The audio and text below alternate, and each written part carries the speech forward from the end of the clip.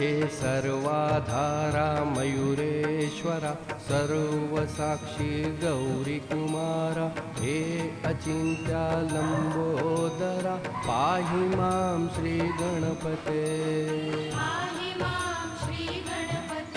तू सकल गणांचा आदी ईश म्हणून म्हणती गणेश तू संमत सर्व शास्त्रांस मंगल रूपा भालचंद्रा हे शारदे वाग्विलासिनी तू शब्दसृष्टीची स्वामिनी तुझे अस्तित्व म्हणून व्यवहार चालती जगताचे